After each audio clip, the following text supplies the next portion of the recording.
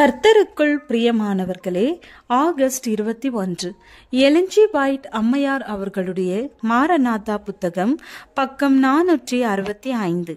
இன்றைய தியானத்திற்காக தெரிந்து கொள்ளப்பட்ட தலைப்பானது, எவர்கள் முத்திரையை பெற்றுக்கொள்வார்கள். வசனம் வெளிப்படுத்துதல் 14வது அதிகாரம் 5வது வசனம். இவர்களுடைய வாயிலே கபடம் காணப்படவில்லை.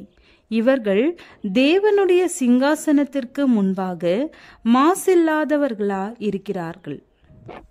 ஜீவனுள்ள தேவனின் முத்திரையை பெறுபவர்கள் மாத்திரமே பரிசுத்த பட்டணத்தின் வாசல் வழியாக செல்வதற்கான பிரயாண அனுமதி சீட்டை பெற்றவர்களாக இருப்பார்கள். குணத்திலே கிறிஸ்துவை போன்ற சாயலை தரித்து கொண்டிருக்கிறவர்களுக்கு மாத்திரமே ஜீவனுள்ள தேவனின் முத்திரை வைக்கப்படும்.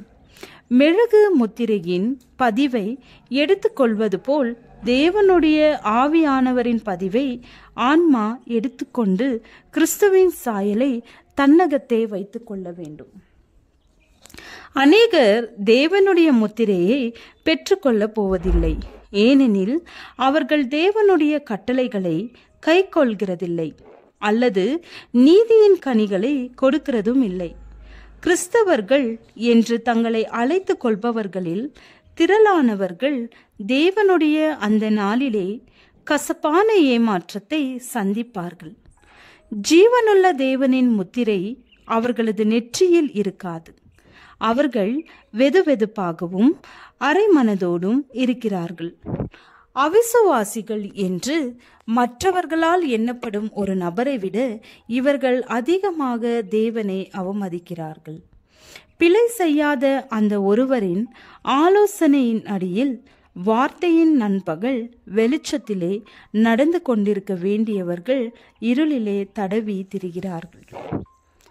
எவர்களை ஆட்டுக்குட்டியானவர் ஜீவ தண்ணீரின் ஊற்றண்டை நடத்தி செல்வாரோ, எவர்களது கண்களினின்று கண்ணீர் யாவையும் துடைப்பாரோ, அவர்கள் தேவனுடைய வார்த்தையாகிய வேதாகமத்தில் வெளிப்படுத்தப்பட்டுள்ள அறிவையும் புரிந்து கொள்ளும் திறனையும் இப்பொழுது பெற்றுக்கொள்கிறவர்களாக இருப்பார்கள். நாம் எந்த ஒரு மானிடனையும் முன்மாதிரியாக வைத்து அவரை பின்பற்றக்கூடாது. நமக்கேற்ற கட்டளை விதியாக இருக்கத்தக்க அளவிற்கு ஞானமுள்ள ஒரு மானிடனும் இல்லை. நீதி, பரிசுத்தம் ஆகியவைகளின் பரிபூர்ணவத்திலே முழு நிறைவை பெற்றவராக இருக்கிற கிறிஸ்து இயேசுவென்ற பெயர் கொண்ட மனிதரை நாம் நோக்கி பார்க்க வேண்டும். அவரே நமது விசுவாசத்தை துவக்குகிறவரும் முடிக்கிறவருமாக இருக்கிறார். அவரே நமது முன்மாதிரியான மனிதனாக இருக்கிறார். அவரது அனுபவமே நாம் பெற்றுக்கொள்ள வேண்டிய அளவாகும். அவரது குணமே நமக்கு முன்மாதிரியான எடுத்துக்காட்டாகும். இந்த உலகில் குழப்பங்கள், பிரச்சனைகள் ஆகியவற்றினின்று மனங்களை அகற்றி அவர் மீது நமது கண்களை பதிப்போம். இவ்வாறு அவரை நோக்கி பார்ப்பதின் மூலமாக அவரது சாயலிற்கு நாம் மாற்றப்படுவோம். நல்ல நோக்கத்திற்காக நாம் கிறிஸ்துவை நோக்கி பார்ப்போம். பாதுகாப்போடு நாம் அவரை நோக்கி பார்க்கலாம். ஏனெனில் அவர் சகல ஞானமுடையவர். அவரை நோக்கி பார்த்து அவரை பற்றி சிந்தித்து கொண்டிருக்கும் போது மகிமையின் நம்பிக்கையாகிய அவர் நம்மிலே உருவாகுவார்.